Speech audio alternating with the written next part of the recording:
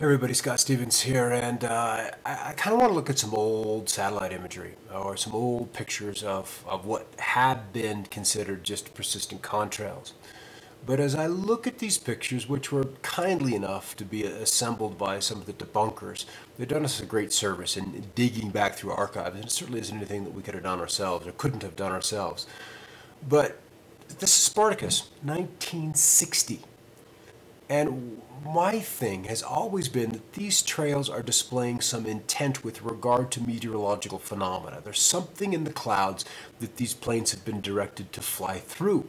And in so doing, the trail behavior changes. Once the target has been achieved and flown through, the trail behind the target will appear or deform differently than the trail ahead of it. And it is that difference which separates contrail traffic from chemtrail traffic. It is a very, very simple differentiation. And we see that in these trails. This particular one is 1960. It's 52 years old. Much of the excitement about chemtrails is that they began in the 90s. That's not so. They have been with us for much, much longer than that. We go to Terminator, Judgment Day, 1991, as you can see. What do we have behind Arnold's shoulder? A chemtrail. What do we have on this movie with Clint Eastwood? What are we looking at? 1960 again, I believe. Chemtrails back over the Tetons. We are dealing with this program that is much, much older. I would postulate that Project Paperclip, which brought the Nazi scientists to the Americas after World War II, some of this information was therein. I would also beginning to think that we had an intelligence transfer, knowledge coming through.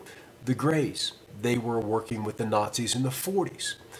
And then with Eisenhower making agreements with them in the early 50s, knowledge of how our planet really works and the capabilities that we might have making war with weather was brought to the military consciousness at the same time. When you have generals with an armada needing to land on D-Day, they would really like to have the weather agreeable to their end.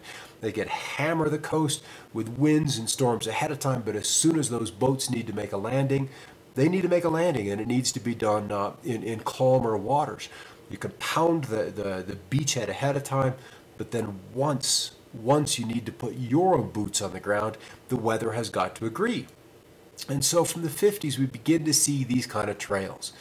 This particular one, San Francisco, 1960.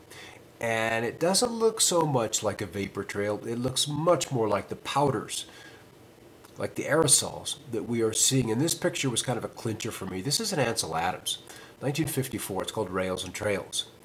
And we have a plane up there that is just flying around from target to target. And this is not regular condensation trail. This is something different. And it's obviously a military-esque type plane because you're not going to get a commercial flight to do this. You could have a private pilot up there going on and doing this, but at these altitudes, we were likely dealing with some flight restrictions by the FAA. And so I believe that we have had this program in place for 60 plus years. This is Diamonds Are Forever. Las Vegas, boy, isn't that a different city now. 1974, and we can see the trails in the sky. 1974. And so we have an issue that we need to deal with. This is why the toxins have been accumulating for so long in our soils, in the water, and why all of the weather books and the contrail books going back to the early 50s have these types of trails in them, is because they've been in the sky since then. And this is southwestern South Dakota, 1972. Obviously some kind of a trail, and we see this every single day, this kind of a trail. This is New Hampshire, 1961, over the White Mountains. This is the same stuff we see today. So because the picture is 50 plus years old doesn't mean it's a contrail. It doesn't mean it is not without some intent. This is Crested Butte, Colorado, 1977. This is every bit a chemtrail. We have some kind of what in today's term we'd call a harp splash or an energetic splash. There's an anomaly here. And then this kind of, well, exposure-wise, pulls down the picture. I'd really like to have this a little brighter, so we could have pulled more texture out of here where the pixels have gone all white. I'd really love to see some texture here.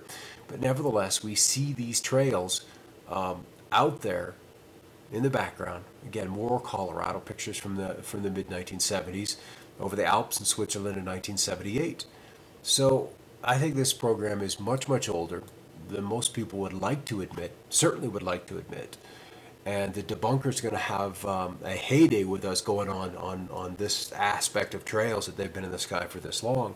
But I think if we can look back to Nazis, the Paperclip project, bringing those scientists over here, and then the ET technology transfer that Eisenhower approved in 1952, 53, 54, then we have an explanation for why we have had such a warfare in our atmosphere.